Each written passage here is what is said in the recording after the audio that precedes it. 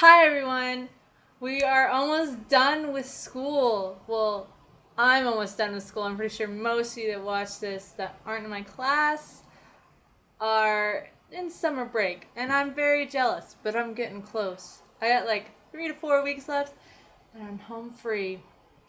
And it's so crazy. I'm like, what do you mean I'm almost done? But I mean, next week is the 4th of July. I hope you have a great time. I'm going to try and make sure that I get my video done soon because I'm actually going to be able to go home for that.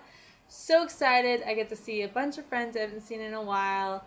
And, there's someone I really want to see. Hoping they feel the same way. Don't know. I'll have a good time anyway.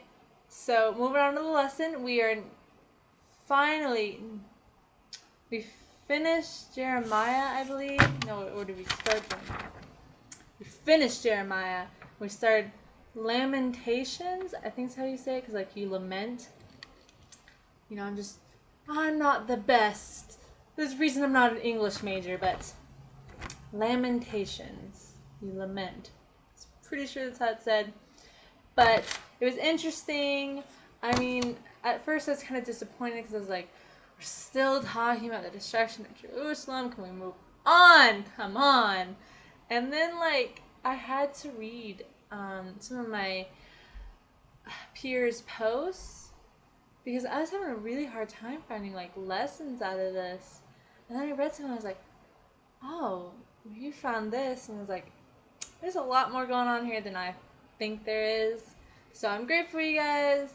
Hopefully this lesson will help you guys find little cues. I mean, it's a little more about the destruction of Jerusalem, but it was good.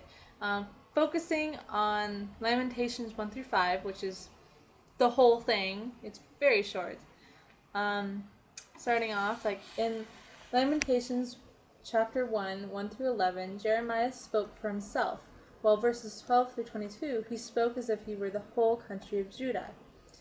And then I'm looking for phrases from 1 through 11 that explain why he lamented. And this was kind of hard. I was like, he's not saying why he's doing this. He's really sad. He's just like, why? I mean, it's beautiful. I mean, this is what I felt was his explanation. So, you may not agree, but I challenge you to read it for yourself and see what you think influenced him to write this. And these are direct phrases from it. So the first one I thought was she that was great among nations and princess among provinces, how is she become tributary? I'm sorry. Is it tributary? I just know it means small and minuscule. So sorry. But he was so sad to see this great nation that flourished and was blessed by God, and it had become so wrapped up in sin that it was fallen. And I think it was one of the reasons he wanted to write this, to help us understand those feelings going on.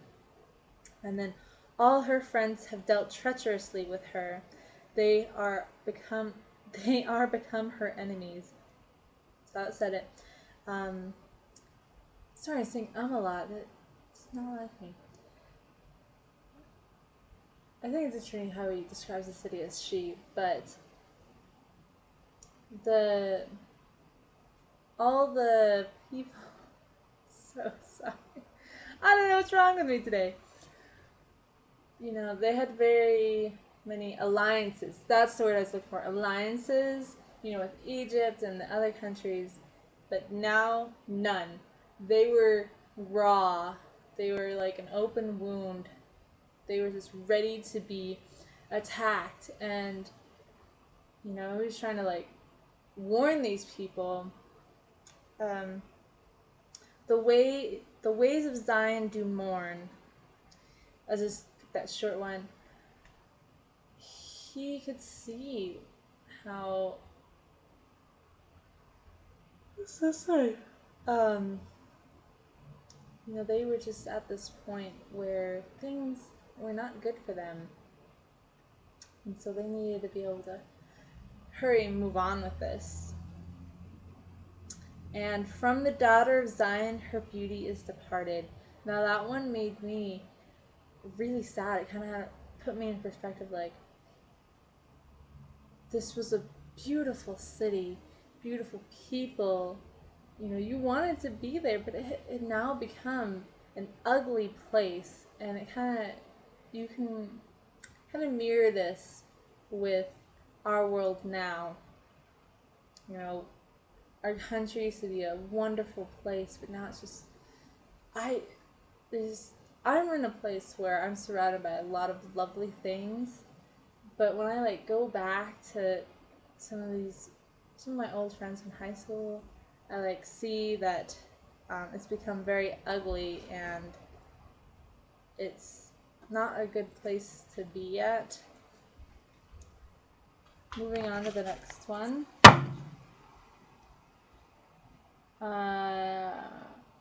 So reading of Lamentations chapter 1, 12 through 22, it asks to compare it to Mormon chapter 6, 17 through 22, and describe the similarities I found. And it's the same kind of thing. The people had reached this stage where they were no longer protected by God. They were just put out there and they were going to be destroyed.